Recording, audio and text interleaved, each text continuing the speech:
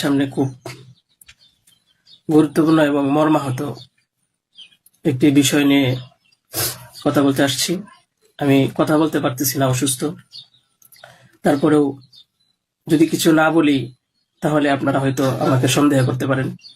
তাই আমি আমার কিছু কথা আপনাদের সাথে শেয়ার করার প্রয়োজন মনে করলাম। বিষয়টা হচ্ছে যে আপনারা দেখতে পাচ্ছেন যে সামাজিক যোগাযোগ মাধ্যমে আমাকে নিয়ে একটা বিষয় ভাইরাল হয়েছে, বিভিন্ন পত্রপত্রিকায় সেগুলো হয়তো প্রচার হচ্ছে। তো আমি আপনাদের বলবো যে এই বিষয়টার সাথে, যে বিষয়টা মেঘলা নামক একটা মেয়ে এবং আমার ছবি দিয়ে যে একটা অপপ্রচার করা হচ্ছে, অপবাদ রটানো হচ্ছে, এটার সাথে আমি কোনোভাবেই সম্পৃক্ত না। আমি এটার বিষয়ে কিছুই জানি না। আমি যদি বলি তাহলে বলবো যে এই মেয়েটা আমাদের এখানে পড়াশোনা করেছে, গত বছর পড়েছে এবং এর আগের বছরও পড়েছে। তো এর আগের বছর পূর্ণ বছর পড়াশোনা করার পরে সে আমাদের মাদ্রাসা থেকে চলে যায়। তো পরবর্তী বছর যখন মাদ্রাসা শুরু হলো তখন আমরা খোঁজ নিয়ে জানতে পারলাম যে কে কে আসে নাই। তো যারা যারা আসছে না তাদের মধ্যে সেও একজন ছিল, যে সে এখান থেকে চলে গেছে অন্য কোথাও। তো খবর নিয়ে জানতে পারলাম সে ঢাকা চলে গেছে, তারা বাবা মার সাথে থাকে। বাবা মা সৎ বাবা এবং মা অন্য কোথাও আগে বিয়ে বসছিল। তো বর্তমান যে বাবা আছে মেঘলা, তার মেয়ে না, বরং আগের বাবার মেয়ে সে।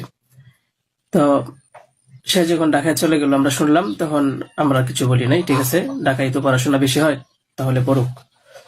আমরা আমাদের ক্লাস শুরু করে দিলাম। কিছুদিন যাওয়ার পরে দেখলাম আবার এই মেয়েটা আমাদের মাদ্রাসায় আসছে। তো আসার পরে জিজ্ঞাসা করা হলো যে কেন, কি অবস্থা, কোথা থেকে আসছো? সে বললো যে ঢাকায় চলে গেছিলাম, এখন নানা ভাই জোর করে নিয়ে আসছে আমারে। আমি আসতে চাইছিলাম না, আমাকে জোর করে নিয়ে আসছে নানা ভাই। দেশবাসী, আমি আপনাদের সাথে শুধু এই কথাটাই বলতে চাই যে যে মেয়েটা এখানে আসতে চাইছিল না, চাচ্ছিল না, তাকে কেন জোর করে আনা হলো? তাকে জোর করে আনার পিছনে কি কারণ ছিল বা তার কি স্বার্থ ছিল? পরবর্তীতে আমরা এটাও জানতে পারি যে এই মেয়েটা তার এই নানার সাথে রাতের বেলা ঘুমায়। সে নিজেই বলছে। কেন বলছে? যখন আমরা জিজ্ঞাসা করলাম যে তুমি হিজাব পরো না, অন্য মেয়েরা হিজাব পরে, তুমি বুরকা পরো না, অন্য মেয়েরা বুরকা পরে, কারণ তার চলাফেরা সম্পূর্ণ আলাদা ছিল। আপনারা চাইলে গ্রামে গিয়ে মাদ্রাসার ছাত্রছাত্রী যারা আছে তাদের সাথে কথা বলে দেখতে পারেন যে সে সম্পূর্ণ আলাদা ছিল। তার কোনো কিছুই আমাদের কমনের ভিতরে ছিল না, আমরা তাকে কন্ট্রোল করতে পারতেছিলাম না। তো সে এইভাবে কিছুদিন থাকার পরে আমরা ভাবলাম যে হয়তো তাকে আমরা রাখতে পারবো না, কারণ আমরা তাকে কন্ট্রোল করতে পারছি না। হয়তো মেয়েটা অন্য কোথাও গিয়ে যদি কন্ট্রোলে থাকতে পারে, পড়াশোনা করে, তাহলে এটা তার জন্য ভালো। তাই আমরা তার গার্জেনের কাছে বললাম, তার মাকে আমরা বুঝাইয়া বললাম। আমাদের উদ্দেশ্য এটাই ছিল যে তার মা যেন তাকে বুঝিয়ে বলে যায় যে হুজুরের কথা মেনে চলবা, মাদ্রাসার নিয়ম কানুন মেনে চলবা, এই কথাগুলো উনি বুঝিয়ে যাবেন। কিন্তু উনি কি করছেন যে ওনার মেয়েকে উনি বলছে যে না, আমি এখানে রাখবো না, নিয়ে চলে যাব। তো আমাদের এখান থেকে প্রায় 5-6 মাস আগে আমাদের মাদ্রাসা থেকে নিয়ে চলে গেছে। হয়তো পরবর্তীতে খবর নিয়ে জানতে পারলাম সিলেটে যেখানে উনি থাকে সেখানে নিয়ে গেছে। তো নিয়ে যাওয়ার পরে এখন কিছুদিন আগে আবার আসছে, এসে বলতেছে যে এই দুর্ঘটনা যে খুব বড় সমস্যা। যে কথাটা শোনার পরে আমার মতো একজন সাধারণ মানুষ, আমি আর সহ্য করতে পারছি না, আমি আর নিজেকে ঠিক রাখতে পারি নাই। আমি একেবারে অসুস্থ হয়ে পড়ছি। কারণ আপনারা হয়তো জানেন যে অনেকেই, আমার ফ্যামিলি আছে, আমার বাচ্চা আছে, আমার বিবি সাহেব আছে, আমার আত্মীয় স্বজন আছে। আপনারা বলুন তো, আমার নামে যে বিষয়টা প্রচার হচ্ছে, এটা আমার ফ্যামিলির লোকেরা দেখে আমাকে কি বলছে, কি ভাবছে? আপনারা সঠিক তদন্ত করুন। আমি কখনোই দেশের আইনের প্রতি অবাধ্য না, আমি শ্রদ্ধাশীল।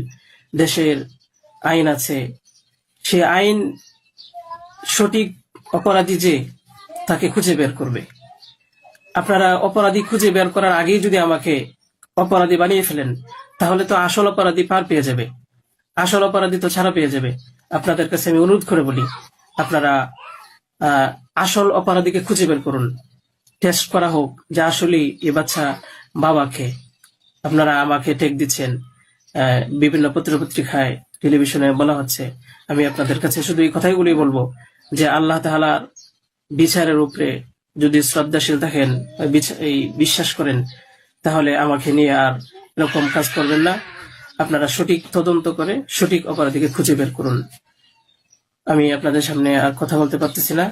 আপনারা সবাই ভালো থাকবেন, ইনশাল্লাহ পরবর্তীতে আরো কথা হবে ইনশাল্লাহ। আসসালামু আলাইকুম।